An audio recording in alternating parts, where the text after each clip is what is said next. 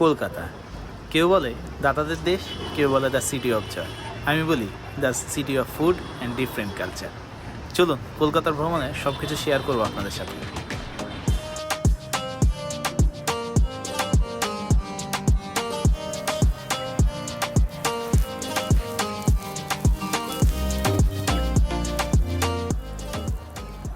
শুরুতেই বাস, ইমিগ্রেশন সব কিছু আলোচনা করব ডিটেলসের পরের ভিডিওতে। চলুন কলকাতা থেকে শুরু করি। সকালের নাস্তা ফুড পার্কে, লুচি, চনা ভুনা, ডিম ভাজা খেয়ে আমরা ঘূর্ণিঝড় ঘানাকে মাথায় নিয়ে ছুটে যাচ্ছি কলকাতার দিকে। কলকাতায় তখন হাঁটু পানি। এই হলো মার্কেস স্ট্রিটের অবস্থা। পানি পাড়িয়েই খুঁজে নিলাম hotel Sidra guest house. AC, geyser সব কিছুই আছে এখানে, এক কথায় ভালো। যে বৃষ্টি একটু কমলো, নেমে পড়লাম খাওয়া দাওয়ার জন্য। নবাব ইটিং হাউস বাঙালিদের কাছে খুব পরিচিত একটি হোটেল। এখানে খাবারের আইটেম আপনি গুণে শেষ করতে পারবেন না। অনেক পুরাতন ঐতিহ্য আছে এই হোটেলের। খাবারের টেস্টও অসাধারণ। এবার আমার কলকাতায় টার্গেট গরুর মাংস, কারণ এখানে গরুর মাংস খুব সস্তা, 250 টাকা কেজি। আমরা নিয়ে নিলাম গরু ভুনা, সবজি, মাছ ভর্তা, ডাল। গরু ভুনাটি পড়েছিল 100 রুপি। আমি সব কিছু টাকাতেই বলবো। খাওয়া দাওয়া শেষ করে যাচ্ছি শ্রীলেদারের দিকে। শ্রীলেদার বাঙালিদের কাছে পরিচিত একটি জুতার দোকান বললে ভুল হবে, শপিং মল। উন্নত মানের সাশ্রয়ী জুতা দিয়ে মানুষের মন জয় করেছে শ্রীলেদার। আপনি ঢুকলে বুঝতে পারবেন না এটি দোকান না শপিং মল, এত কালেকশন ওনাদের। চলুন শ্রীলেদার আপনাদের ঘুরে দেখাই।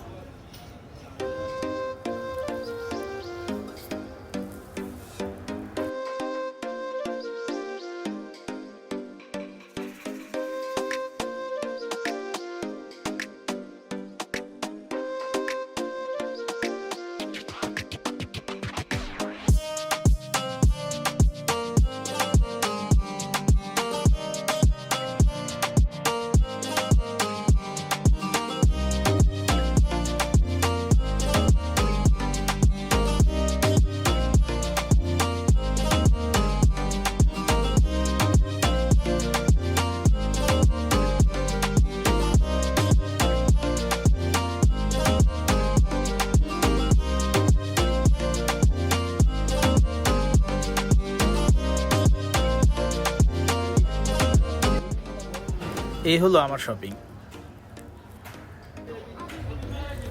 শ্রীলেদারে ঘোরাফেরা শেষ করে এর পরের দিন থেকে শুরু। সকালে নাস্তা করব। নাস্তার এক অন্যরকম ভাইব থাকে কলকাতার অলিতে গলিতে। চারিদিকে শুধু খাবার আর খাবার, কম দামি খাবার, দামি খাবার, সব কিছুই আছে এখানে।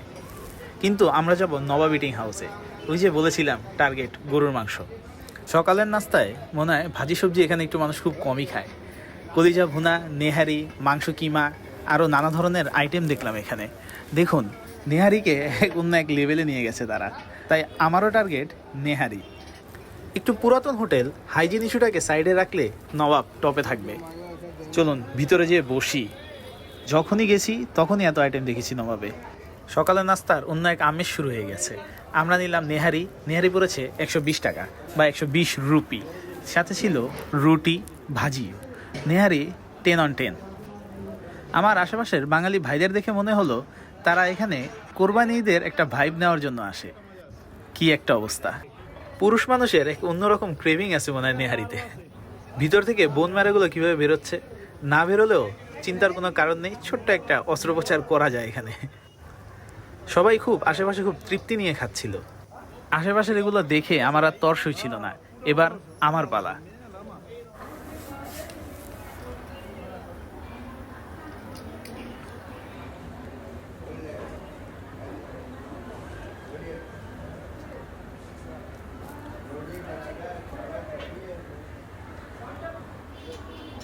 তখন দেখেছিলাম পরোটা হালুয়া বিক্রি করছে, এখন একটু টেস্ট করব।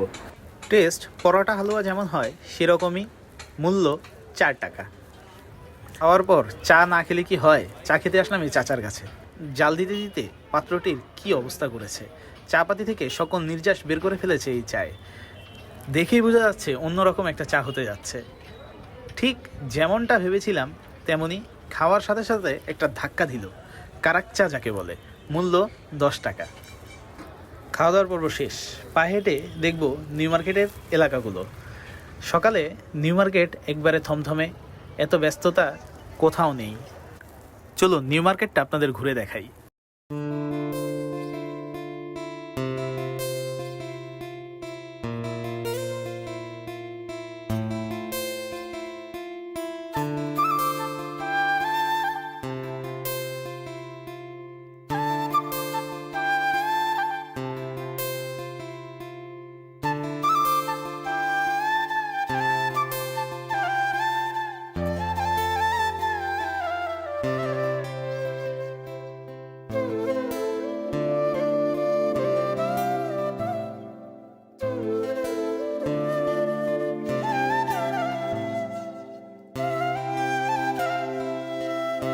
আরে দাদা, কোথায় হারিয়ে গেলেন?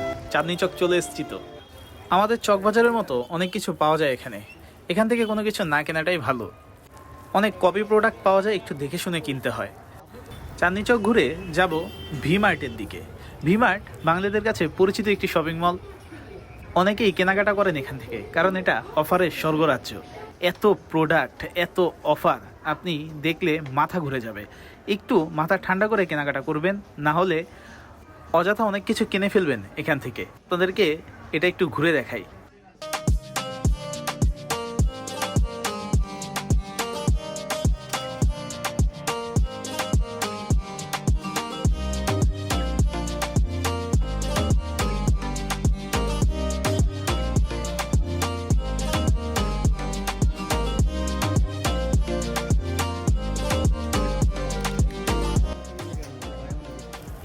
কেনাকাটা শেষ করে যাব খালেক হোটেলে।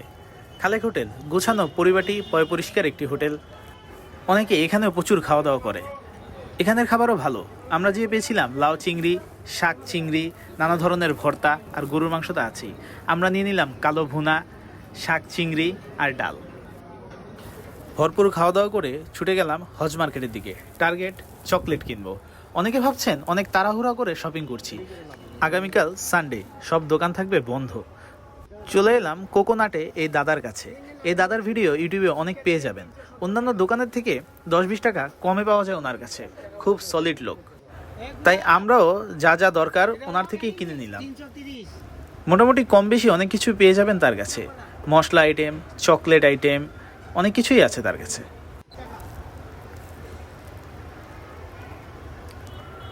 কেনাকাটা শেষ করলাম। দেখুন রাতের নিউ মার্কেট। বাংলাদেশের নিউ মার্কেট আর কলকাতার নিউ মার্কেট দুইটাকে আলাদা করার কোনো সুযোগ নেই। সবাই কেনাকাটায় ব্যস্ত। আমরাও কিছুক্ষণ ঘুরে ফিরে রাতের খাবার করতে গেলাম। আবার সেই নবাবে খাবো সাদা গরুর মাংস, সাথে ডিম ভর্তা। সকালে আবার সেই নবাবে রেশমি পরোটার সাথে গরুর কিমা, কলিজা ভুনা দিয়ে সকালে নাস্তা শেষ করলাম।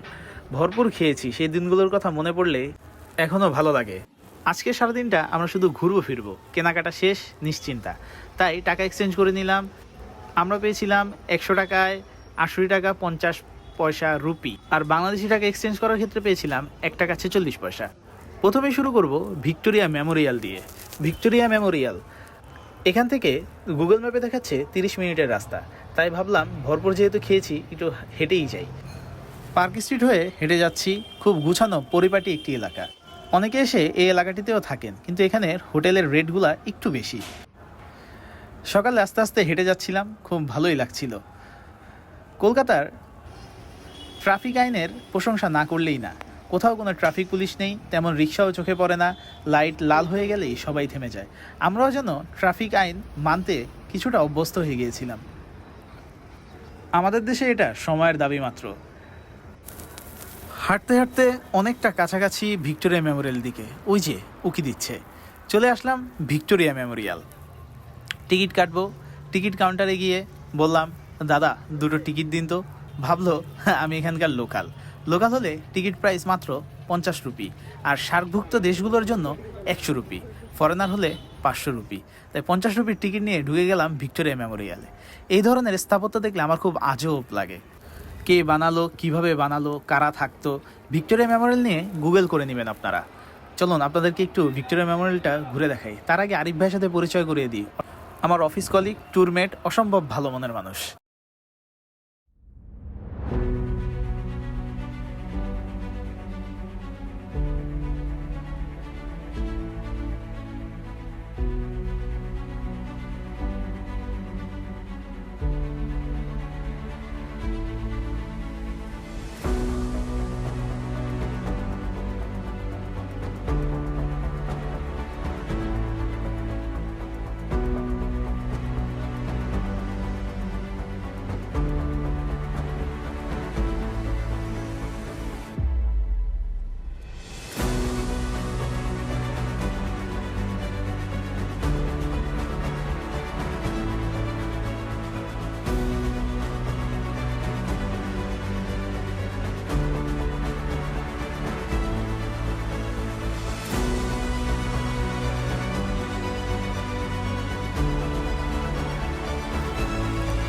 ভিক্টোরিয়া মেমোরিয়াল ব্রিটিশ আন্দোলনের থিমের ওপর তৈরি।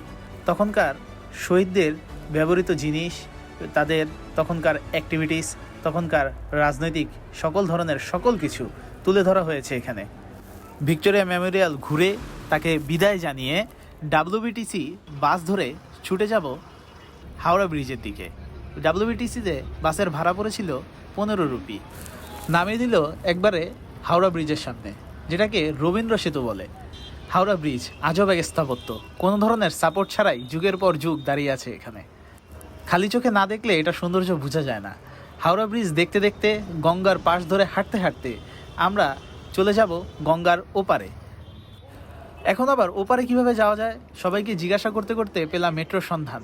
টিকিট কেটে যাচ্ছি মেট্রো স্টেশনের দিকে।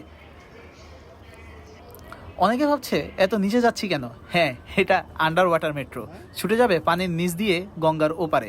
যাব মহাকরণ বড়বাজারের উদ্দেশ্যে। ট্রেন চলে এসেছে, ট্রেনে উঠে গেলাম। যতই পানির গভীরে যায় এরকম নীল আলো ছড়াতে থাকে। প্রচণ্ড গতিতে ছুটে যাচ্ছি ট্রেনটি। 10 মিনিটে পৌঁছে গেলাম মহাকরণ। তখন আসরের আজান শুনে ভালোই লাগলো। ওই দিন সানডে থাকায় দোকানগুলো বন্ধ, কিন্তু ফুডের ব্যবসায়ীদের আধিপত্য। খুব ভালো ভালো কোকারিস আইটেম দেখছিলাম এখানে, চাইলে এখান থেকে কিনতে পারেন। আমাদের অনলাইনে যেই টাইপের আইটেমগুলো দেখা যায় অনেক কিছু এই ফুডে বিক্রি করছিল। কলকাতার স্টিলের সামগ্রী খুব নামকরা, এখান থেকে কিনে আনতে পারেন হটপট, বাসার প্রয়োজনীয় অনেক জিনিসপত্র। দেখুন, আমাদের চকবাজারের মতো একবারে মেলাই বসেছে বললে চলে।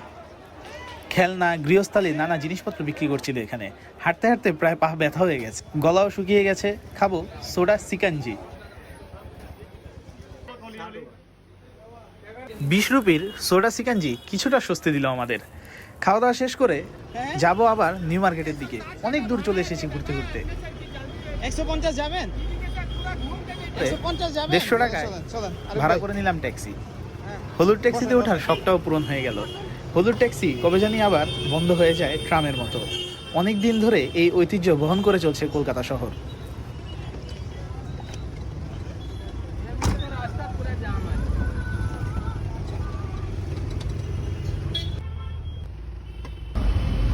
न्यू मार्केट के पास में नाप दे तो। দেখতে দেখতে চলে এলাম নিউ মার্কেটের কাছে। নামিয়ে দিল নিউ মার্কেটে। সানডে থাকায় যে যার মতো ঘুরে বেড়াচ্ছে, যে যার মতো শপিং করছে। আমরা রাতের খাবারের জন্য চলে আসলাম। তাড়াহুড়ো করে রাতের খাবার খাচ্ছি, কারণ এটা আমাদের কলকাতায় শেষ খাবার। আজই আমাদের কলকাতায় শেষ রাত। কালকে আমরা সকালে চলে যাব ঢাকার উদ্দেশ্যে। তাই ভাবলাম একটু কাবাব ট্রাই করি। আসলে খালেক হোটেলে খেতে আসছিলাম, তখন সামনে আরাফাত হোটেলের সামনেই চোখে পড়লো এই কাবাবের দোকানটি। ভিডিওগুলো দেখছিলাম আর আবেগে আপ্লুত হচ্ছিলাম। কয়েকটা দিন সত্যি খুব ভালো কেটেছে। আমার জায়গা থেকে এই ধরনের ট্যুর হচ্ছে লাক্সারি। তারপরেও আল্লাহ একের পর এক যে পূরণ করে যাচ্ছে, এই জন্য তার কাছে শুকরিয়া। আপনারা অবশ্যই কাবাবগুলো ট্রাই করবেন। কাবাবগুলোর টেস্ট অসাধারণ ছিল। আমরা নিয়েছিলাম রেশমি, হারিয়ালি আর chicken fry. Chicken fry 25 rupee, আর অন্যান্য কাবাবগুলো পেয়ে যাবেন 60 রুপি থেকে 90 রুপির ভিতরে। বেওয়াফ আর শরবত দিয়ে শেষ করেছিলাম রাতের খাবার। আপনারা শরবত দেখতে থাকুন, আপনাদের থেকে বিদায় নিতে থাকি। আপনাদের এরকম ভালোবাসা পেলে এরকম ভিডিও আরও বানাবো। ভালো থাকবেন আপনারা সবাই। দেখা হবে অন্য কোনো ভিডিওতে। অবশ্যই চ্যানেলটা সাবস্ক্রাইব করে যাবেন। ধন্যবাদ।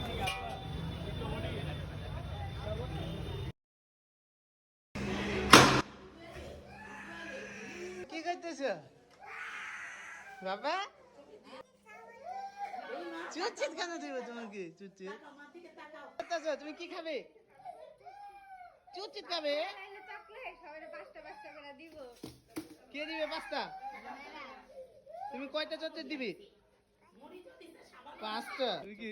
তুমি কি রেডি হইতেছো চচেত খাওয়ার জন্য? বলো জি। বলো জি। তুমি কি চচেত খাওয়ার জন্য রেডি? হ্যাঁ হ্যাঁ। চচেত খাবে? কয়টা চচেত খাবে? তুমি কয়টা খাবে? 5টা খাবে? সত্যি? আমার ইচ্ছা খাবে। এ না, তোমাদেরকে পুরো বল দিয়ে দিলাম।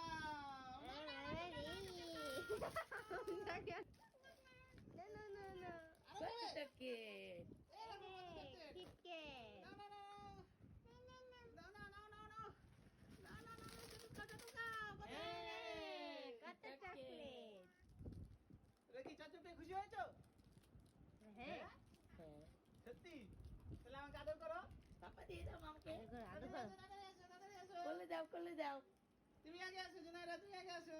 এই যে দুটো এই যাচ্ছে তুমি আসো জুনাইরা, তুমি আসো। আচ্ছা বাবাকে আদর করো চকলেট খাবে না